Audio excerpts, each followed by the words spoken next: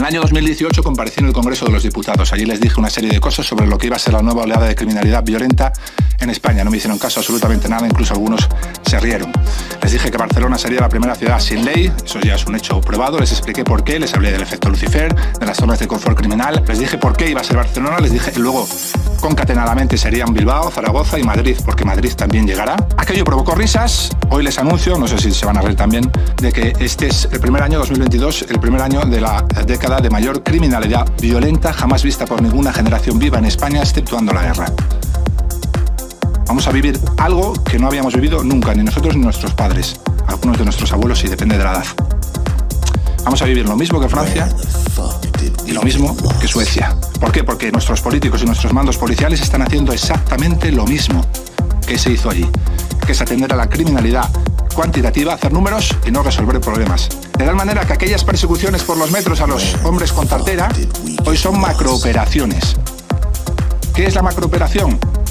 Pues como estrategia de policial es una basura que solo sirve a los políticos para que tengan un discurso numérico que cantar en sus ruedas de prensa. Cuando te dicen ha habido en la macrooperación 500 identificados, el 95% son personas sin antecedentes a las que hemos molestado. Cuando te dicen ha habido 50 actas de droga, son chinitas de este tamaño que se quitan en los parques a los chicos. Cuando te dicen ha habido 20 actas de arma, el 90% no pertenecen a las bandas criminales, sino que los mandos ordenan que se metan todos dentro del dispositivo, pero son la de una pareja que iba al cine sin antecedentes y que tiene una navaja en la parte de atrás porque su papá es pescador, va a pescar y se la dejaban. Se le quita y se le hace la propuesta de sanción. A las bandas ni las rozamos. En el mes de mayo, junio creo, ustedes trajeron aquí a un comisario. Ese comisario que al que ustedes ascienden, al que ustedes se llenan de medallas, al que ustedes pagan los favores luego, si es necesario, en embajadas triplicando su sueldo, vino aquí como no a decir lo que ustedes querían oír.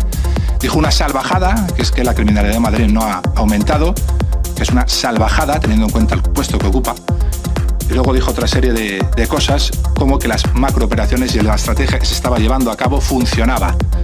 Después de esa rueda de prensa, mi asociación hicimos un comunicado en el que dijimos que no solo no funcionaba, sino que el verano sería durísimo y cada vez iría a peor, porque a las bandas ni las rozamos. Este verano prácticamente no ha habido fiesta sin apuñalado. La semana pasada mataron a un chaval en Alcorcón y al día siguiente tirotearon hasta la muerte a otro en Fuenlabrada. Eso es la mejora de la que nos habla el comisario que la escala de mando actual. Nosotros llevamos años luchando contra las jefaturas, que hay unos cuantos policías que tienen que enfrentarse a sus jefes desde hace años para proceder a la detención por personas que simplemente portan machetes o armas en zonas de ocio. Tienen que ir a su comisaría y el jefe no quiere porque esto nos lleva mucho tiempo, porque esto no sé qué números. Hazle el acta, que coste en el acta el palito y vete otra vez a trabajar y a hacer más números. Para atajar este problema hay una serie de ítems que no se tratan por cobardía, por coste político y que nos llevan a un camino de no retorno.